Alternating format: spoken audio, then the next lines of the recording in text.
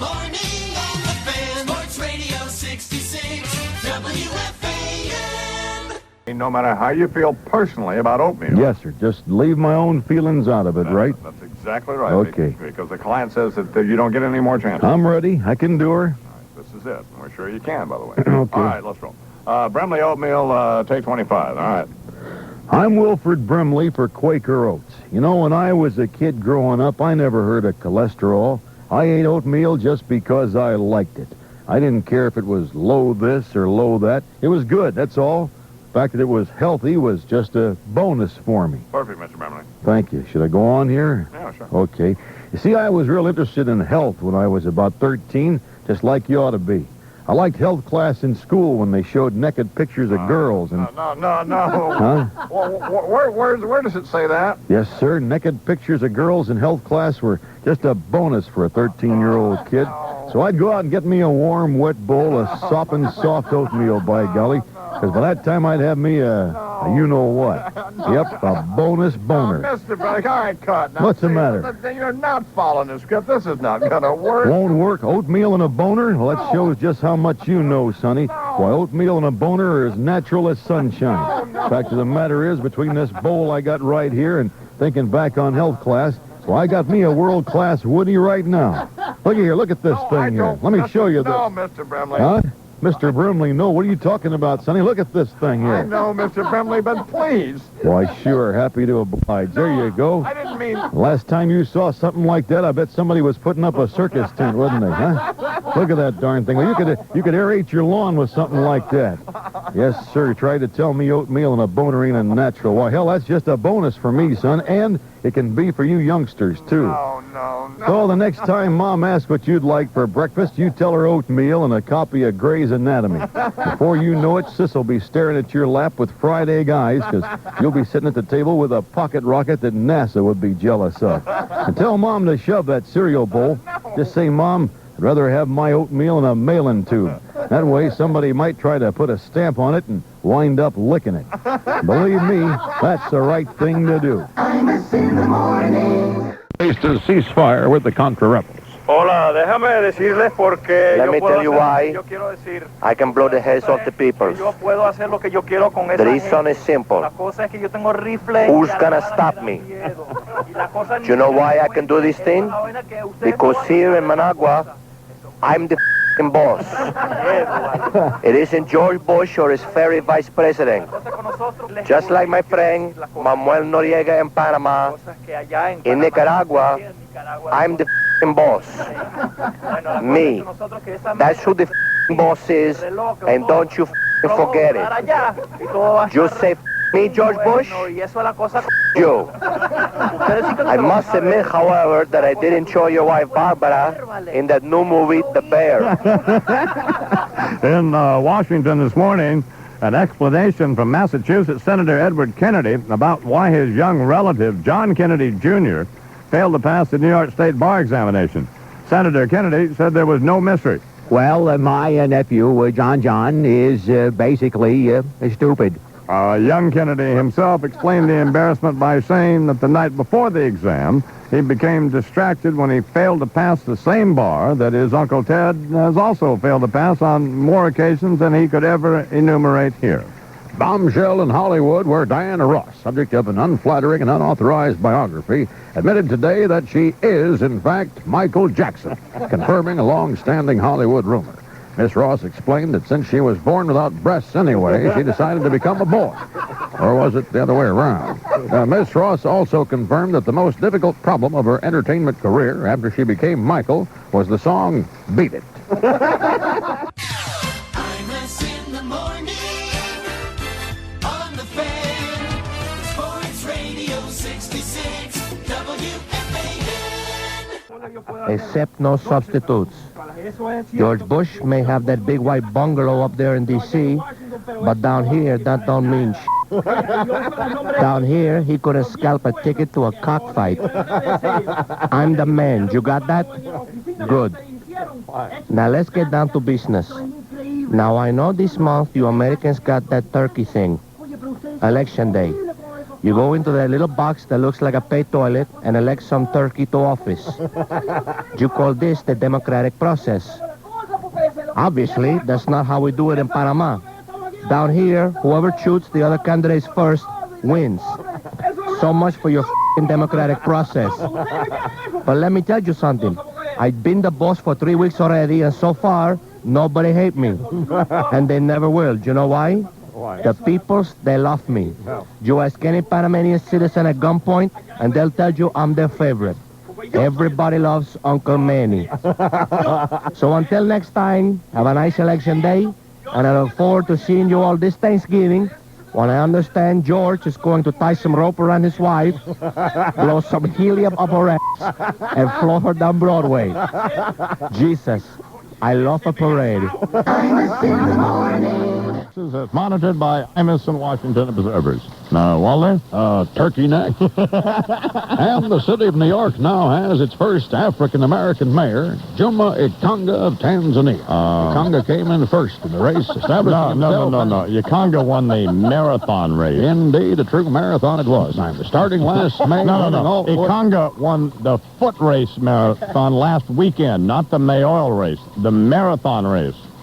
So it's not Mayor Ikonga? No, it's not. Dinkins won. The marathon? No, the mayoralty. Oh, I see. Thanks for straightening out the confusion there. Sure. At any rate, and with sincere apologies to Les Payne, the African-American columnist for that fish wrap Newsday, Imus and Washington microphones were at Dinkin headquarters last night as the candidate's victory was sealed. Dinkins expressed his delight to his followers at his headquarters, the Red Lobster Restaurant at 138th and Lexington Avenue. Thanks to all the peoples, from Latinos to the Jews. We shut up Giuliani and that psycho Henry Hughes. And now we gonna come together, make the peoples reconcile. Hey, only way we come together is by jumping in a pile. I say it's get even time. Let me hear you say it, baby. It's get even time. So come on up here, sister.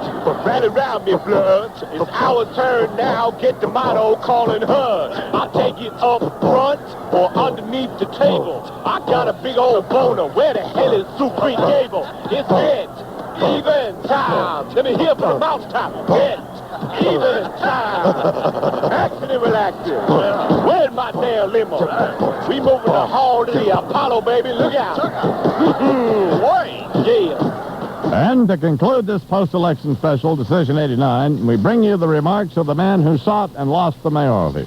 With apologies to Nicky Scarfo, the recently ventilated Philadelphian, Imus and Washington microphones were at Rudolph Giuliani headquarters, the Bergen Hunt and Fish Club, as the unsuccessful candidate made his concession to saddened supporters. All right, listen up here. Look, we hit him tonight.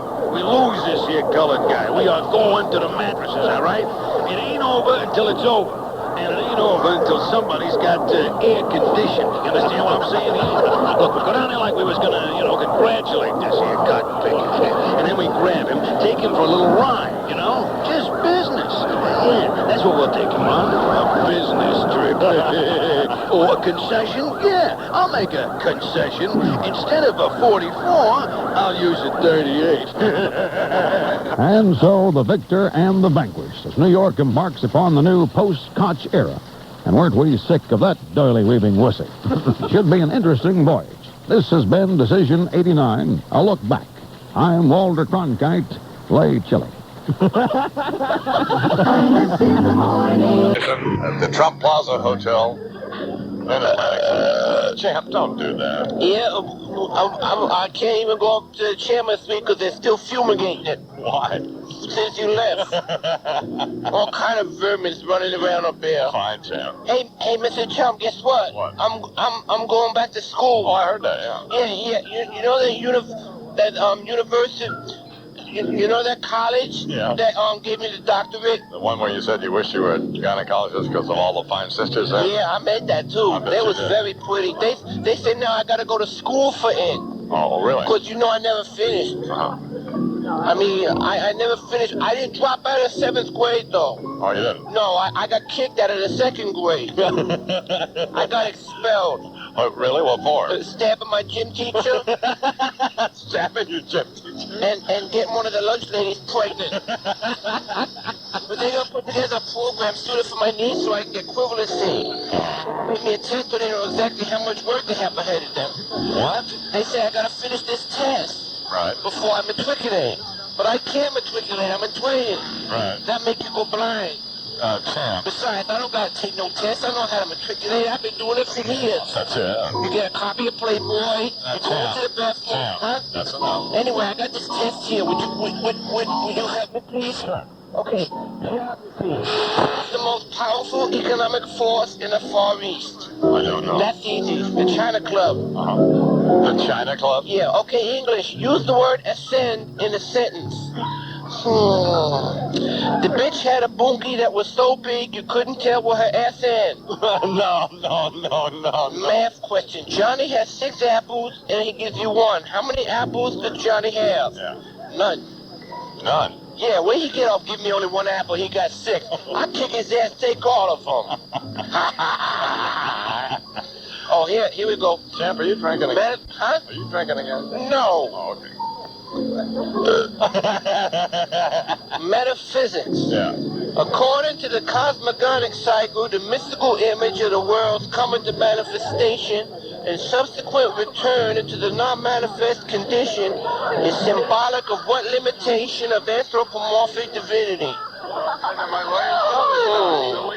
I guess it would have to be the obfuscation of the biblical image of the fall, which would merely be the lapse of superconsciousness into the state of unconsciousness. I mean, that is assuming the unconscious equals the metaphysical realm. What? You didn't know that? No, I didn't. Everybody knows that, fool. Well, I didn't. Read a book. Well, fine.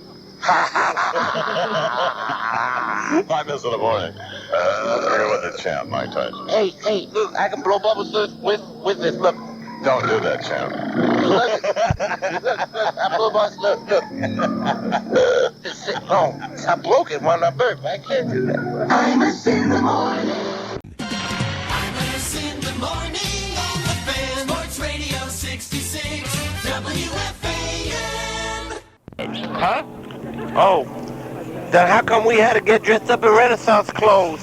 I don't know, champ. You know, I went to a Renaissance fair and they was wearing underwear. They wasn't wearing all that bad clothes. I had me a derby. I look good. Yes, you did, champ. I saw you. Can you tell I'm in love? I couldn't tell, no. I thought you were in love with the Nick game, frankly. Well, no. See, that's just to throw people off a scent. I'm in love with an actress. Oh, another actress? She's in a movie out right now. She's making lots of money. She's real pretty. You can't guess who it is, can you? The bear? No. She sing like an angel. She have red hair and blue eyes. The mermaid? The Little Mermaid. I'm in love with the Little Mermaid. How'd you know? That's a cartoon, champ. It's an unrequested love, though, because she don't know it. Yeah, so I wrote her a poem. I sent it over to them. The people at the cartoon place? No, to her, the Little Mermaid. Roses around, dinner plates around her. You smell like fish because you're half a flounder.